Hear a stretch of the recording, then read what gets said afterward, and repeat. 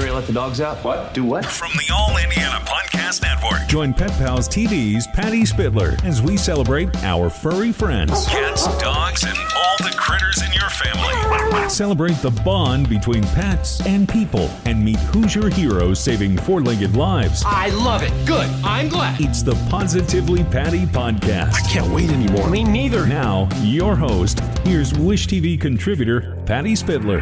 Coming up today on the Positively Patty podcast, we're talking not puppies, not kittens, sharks. Sharks, that's it. We're going to go to the Indianapolis Zoo, talk to a shark expert, and find out what it is we need to know. Conservation as well. We're going to highlight that. Let's take care of our planet, learn more, and learn how we can all live together. So stay with us for the Positively Patty podcast. And now welcome to the Positively Patty podcast. We got something special today. We're going to go dipping with the sharks. And we have Riley Pullum. Did I say that right? Yep. Riley, where are you from originally? I'm originally from Drumheller, Alberta, Canada, just outside of Calgary. Okay, what brings you to Indianapolis other than the zoo? You're the shark expert, right? Yeah, well, I'm actually the Marine Conservation Coordinator at the zoo's new Global Center for Species Survival. Wow. Where were you before here? Before coming here, I did a couple different jobs just briefly during the pandemic. I was studying killer whales off of the west coast of Vancouver Island. Really? Wow. And I was also helping the identify key biodiversity areas in British Columbia. So you're literally immersed in this all the way. Yeah, and so when you were a kid, did you just know that this is what you wanted to do? I want to be a shark expert. Not at all, actually. So I grew up in the prairies, totally landlocked, and I realized that I wasn't going to be an NHL hockey player, much to my chagrin. But then I decided I wanted to do something outdoors that allowed me to travel a lot, and so kind of went towards biology. And then I realized that there are a lot of species on the planet that need our help and are under threat, and so I ended up taking some courses and field courses off of Vancouver Island, a marine science research center there. And then I fell in love with the ocean and got a bunch of experience leading up to that. Yeah. And here you are. Yeah. And so just prior to those two jobs that I mentioned, for 5 years, I was working with the IUCN Species Survival Commission's Shark Specialist Group.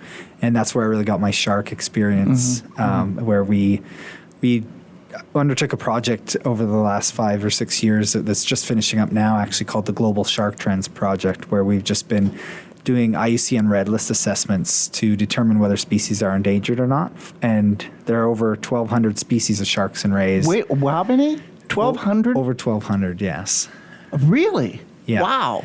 You know what's kind of interesting, too? Whenever you think you know everything about a species, then they discover another one that nobody had seen before. Exactly. So sharks, and we have a lot of misconceptions about sharks, though. Absolutely. And at the Indianapolis Zoo, do you try to dispel some of these myths? Because we seem to be afraid of them, and I don't know why. I'm not quite sure. Yeah, I mean, like I say, there's over 1,200 species of sharks and rays. People are typically more scared of the sharks, but there's actually only about 10 or 12 species out of the 550 or so species of sharks that have ever had an encounter where people have been injured because of it. Mm-hmm.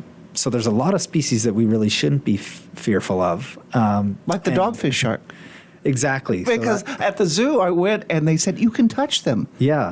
That's amazing. When I went in, and all these little kids had their hands in the water. Yeah, the zoo was absolutely packed. I love our Indianapolis Zoo. And the stingrays were in there as well. Do you know a lot about stingrays, too? I know a bit about stingrays. So the rays that we have there are called the cow nose rays.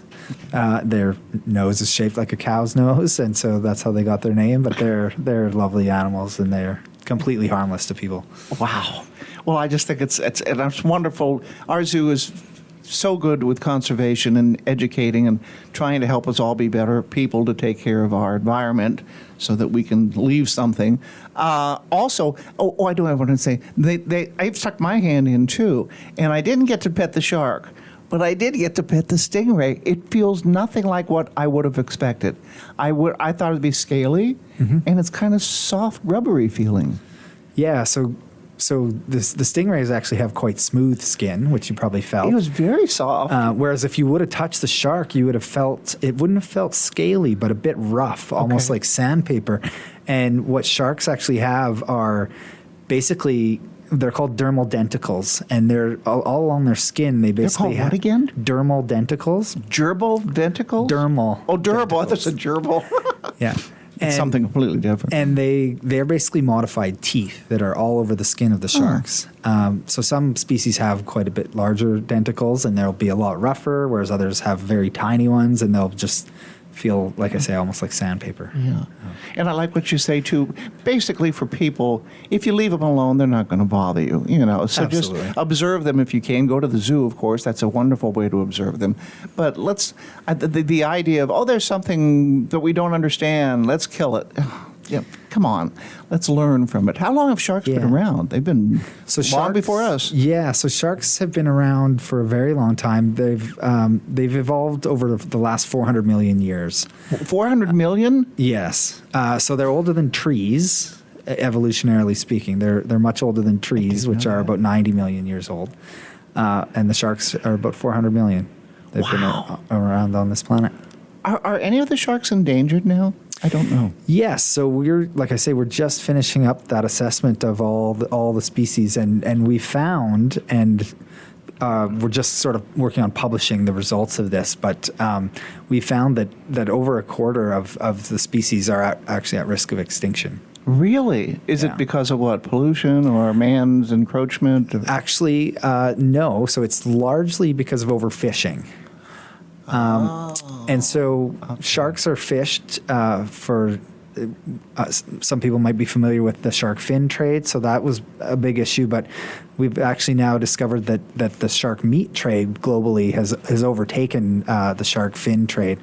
And so sharks are taken both in targeted fisheries, where people are actually fishing for the sharks for food or to sell and trade them.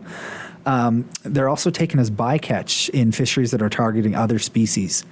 And so, for example, if a boat is targeting tuna on the high seas, oftentimes they'll use what are called purse seines.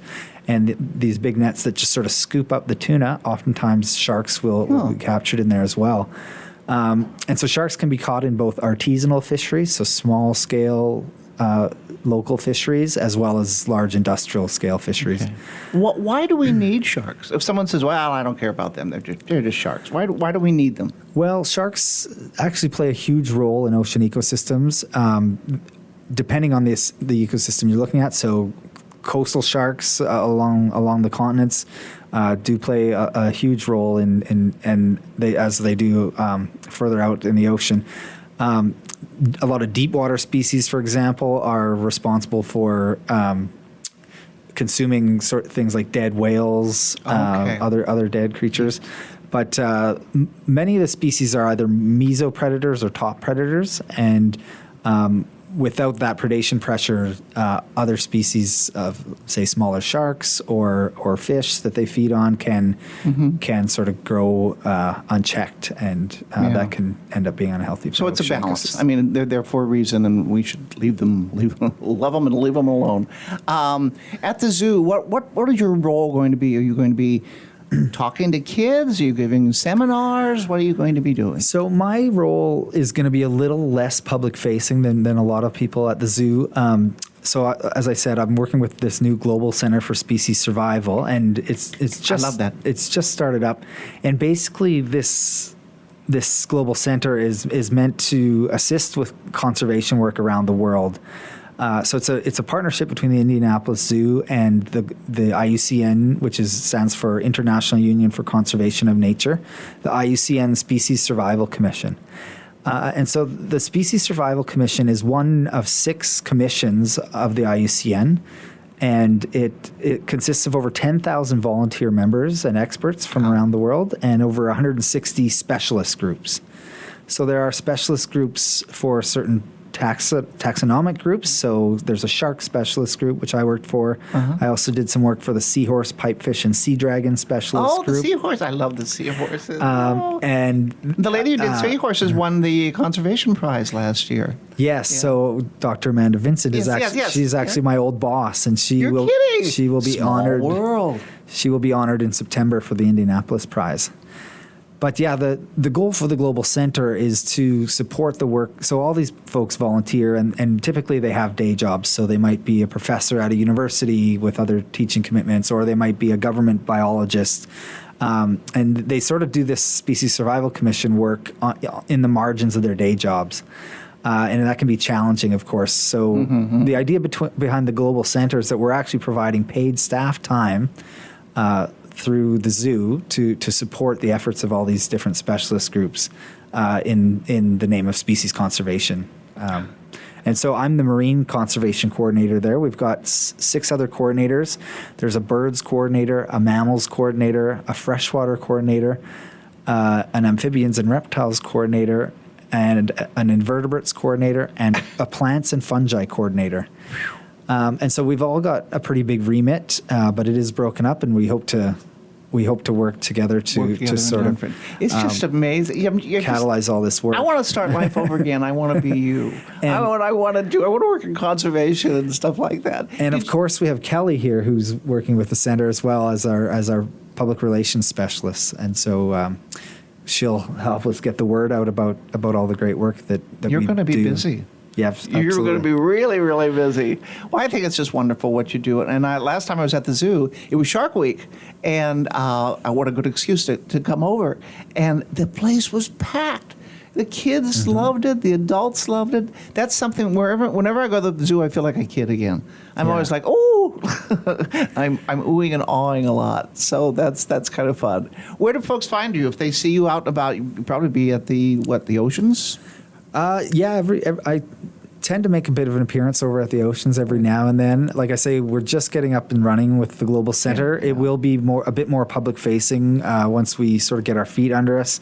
Our offices are just by the White River Gardens and the butterfly display. Yeah. Oh, really? That's wonderful too. Yeah. Gosh. Well, you're probably spending a lot of time in the office right now, getting ready and writing and all of that stuff that you have to do. Yeah. Well, you're very well versed in what you know. I'm so impressed with the zoo and what you do, and it was so much fun. I want to come back and pet a shark now. Absolutely. Anytime. I did the stingray. Now I need to pet the shark. Hey, I don't. Did you ever have fish when you were a kid?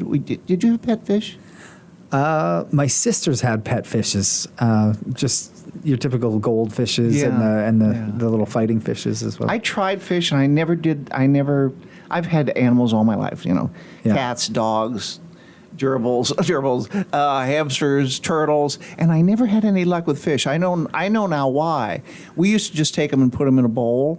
You've got to, circulate. They need fresh water. And I didn't know what I was doing, so I had a couple fish and said goodbye. And my sisters were of similar husbandry capacity for sure. We didn't know any better. We didn't know what we're learning, and that's a good thing. I'm learning more myself now too. Okay, Riley, thank you so much. The Indianapolis Zoo, and you are what's your official title again? The Marine Conservation Coordinator at the Global Center for Species Survival. I don't like that. Put that in capital letters. Thank you so much. Thanks for having me. Okay, and that's it for the Positively Patty podcast and sharks. This has been the Positively Patty podcast from Wish TV. I'm Patty Spittler. Be sure to follow and subscribe to this podcast. Make sure you do that now and check out for new updates every single week. You can also learn more at wishtv.com and when you follow Wish TV on Facebook. Discover more pet-friendly stories at petpalstv.com and stay with Wish TV online at wishtv.com and when you follow Wish TV on Facebook. Be sure to like and subscribe to this podcast and discover more great podcasts from the All Indiana Podcast Network now at allindianapodcastnetwork.com.